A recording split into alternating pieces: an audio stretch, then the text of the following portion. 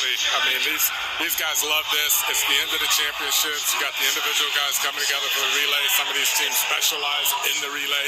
The Jamaican team, not as strong as it has been in the past, but they will certainly want to contend with these guys, the U.S., which are very strong. They've got Noah Lyles on that anchor leg. Christian Coleman, a previous world champion, on there as well. Will be a strong team. They've been trying to figure out this baton exchange thing that has caused them so much trouble over the years. The Italian team, the Olympic champions, South Africa's coming out now. Team, they're going to be tough with Sambini on the anchor, always in there, always in the championship finals in the 100 meters, so they will be tough. They got Masawangi on there on the first leg, great sprinter as well. So this could be a really good, and there's Jamaica. They've got a good team, not as good as it has been in the past, but got some great sprinters on there and a great tradition of the Jamaican team as well. So this will be very, very, very competitive, but as we've talked about, and we have to say it again, it's always about getting the baton around. Yeah, and just on Noah Lyles, of course, he's hoping to do Usain Bolt, isn't he? Win 3 gold medals at these World Championships. That'll be his aim. Italy coming out now as well.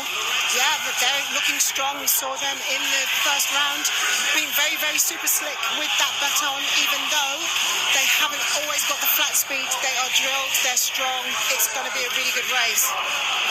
Here they come. Great Britain and Jess, the addition of Zarnell Hughes. Yeah, what a great addition as well. He's had a fantastic chance. They ran really great in the heats and they're looking really strong. And Amu Dazi there, which is great to see him getting another run out with the fantastic season he's had this. And Azu and Jamili making up the quartet. France, not really, going to figure into these medals, I don't think, but I'm sure that they are happy to have just gotten themselves into the final and will hopefully, get amongst the competition here and just try to get it around and hope that someone else falters. And that's always a possibility in the 4x100 meter relay. And still they come. And still they come. The same thing for Brazil as well. They've got some great sprinters. A lot of these teams as well, they didn't have athletes in the open 100 meters or open 200 meters, so they've had a lot more time to actually spend working on those baton exchanges where you can make up a lot of time versus the teams that have the foot speed advantage. Yeah, all of those men you've just seen there, of course, all great 100-meter runners, all very quick. It is about the exchange. It's about being as slick as you can with that baton. Yeah, it is. And now you're going to start to see that they aren't going to be as safe with their changes. They're going to take some risks. Just being shown there, the official pole vault result. We knew it, of course, because Stephen Jazz had delivered that competition beautifully. Armand Duplantis backs it up. He is, of course, the very, very best in the world and backs up his world title from last year. He cleared 6:10, tried to go for a new world record, didn't come off for him tonight. I'm sure 6:23 will be cleared at some point in the future because that is the game he's in. Noah Lyles there, I was just saying, looking for the third gold. Yeah, looking for the third goal. He loves to be out here. Jeanette was asking me earlier when we were coming over here to the stadium. She said, do you think, Noah's going to run? And I was like, Noah will run if they allow him to. He wants to be out here. He loves to be in front of this crowd, loves to be out here on show, and certainly wants to be a part of this team. This is that one opportunity as an individual athlete. You get to be part of a team, and it's a completely different dynamic, a completely different mindset.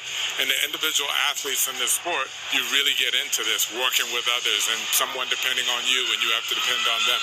But it's also the bragging rights, isn't it?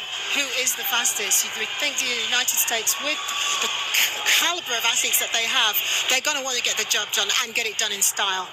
It's Azu to lead Great Britain off, Zarnell Hughes on the second leg, Jamili on the second bend, and then Abu Dadzi to bring it home.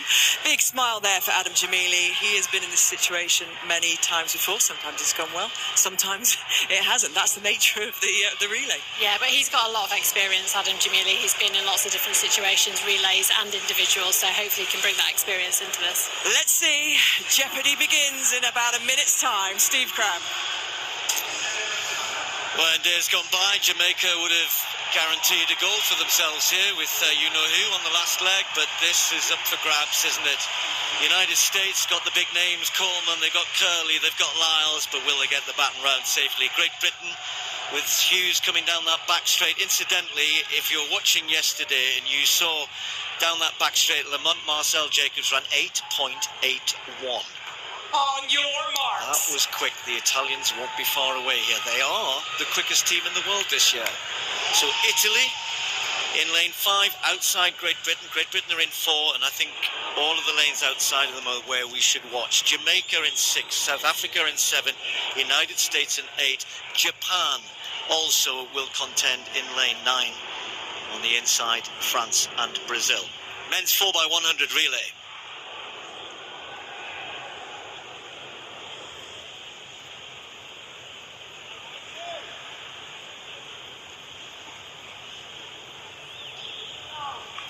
Set. Zazu takes it away for Great Britain. Coleman has already stormed out. He's going to give it to Curley down the back straight. The Italians are right up there as well. Jacobs has got it. Curley's got the baton. So is Arnell Hughes, though. The big names down the back straight. Who's going to come out on top? The United States are still leading. Curley hands that off. Italy are right up there. Jamaica are there, and so are Great Britain. This is going to go all the way to the wire, but it is Noel Lyles on the last leg for Great Britain. Amagazzi dropped the baton for Britain. Italy are right up there. Noel Lyles is moving away. The Italians are coming through. It's going to be tight on the line. USA get the gold. Italy the silver. Jamaica the bronze.